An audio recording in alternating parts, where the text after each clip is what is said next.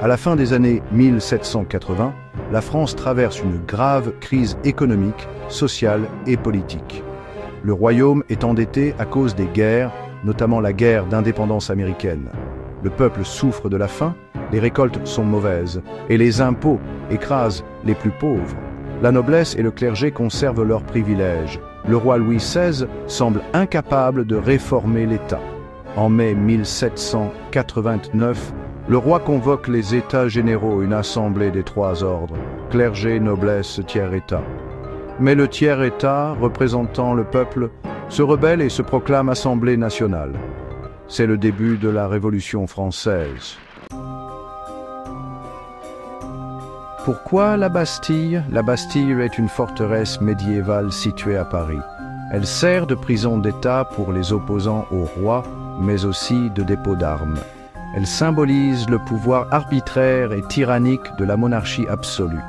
Alors, ce qui s'est passé, c'est qu'au 11 juillet 1789, Louis XVI renvoie Jacques Necker, ministre des Finances populaires auprès du peuple. Paris s'enflamme, la population craint une répression militaire. Le 14 juillet, des milliers de Parisiens attaquent la Bastille pour récupérer de la poudre et des armes. Après des heures de combat, la Bastille tombe. Le gouverneur, Bernard-René de Launay, est tué. Ce n'est pas une victoire militaire, mais une victoire symbolique énorme. Elle marque la fin de l'autorité absolue du roi et le début du pouvoir populaire. Le 14 juillet 1789 est considéré comme le jour fondateur de la Révolution française. Un an après la prise de la Bastille, les Français organisent une immense fête pour célébrer l'unité retrouvée du pays.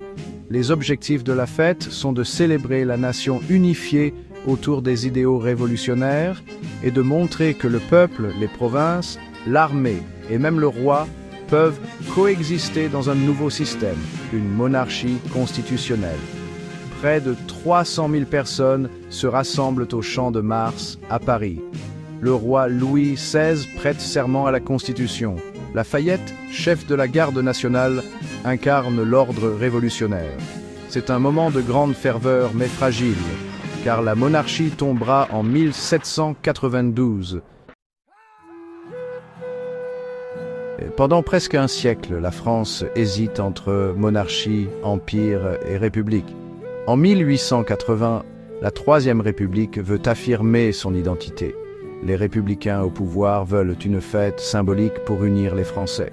Deux dates sont proposées, le 14 juillet 1789, qui correspond à la prise de la Bastille, et le 14 juillet 1790, la fête de la Fédération. Pour éviter de célébrer la violence révolutionnaire, la loi du 6 juillet 1880 retient officiellement le 14 juillet comme fête nationale, sans préciser l'année, afin d'englober les deux événements. Chaque 14 juillet, un grand défilé militaire est organisé. Il a lieu sur les Champs-Élysées à Paris. Il rend hommage à l'armée française et à la République. Il est présidé par le président de la République. C'est le plus ancien et le plus prestigieux défilé militaire régulier au monde. Le 14 juillet, dans toutes les villes de France, des feux d'artifice illuminent le ciel. Des bals populaires, souvent organisés par les pompiers, rassemblent les citoyens dans la joie. La fête est l'occasion de commémorer l'histoire, tout en renforçant le lien entre les citoyens et les valeurs de la République.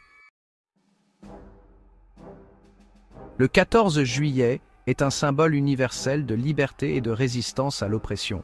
Il incarne bien la fin du despotisme royal, la souveraineté du peuple, les droits de l'homme et du citoyen, ainsi que la République laïque, indivisible, démocratique et sociale.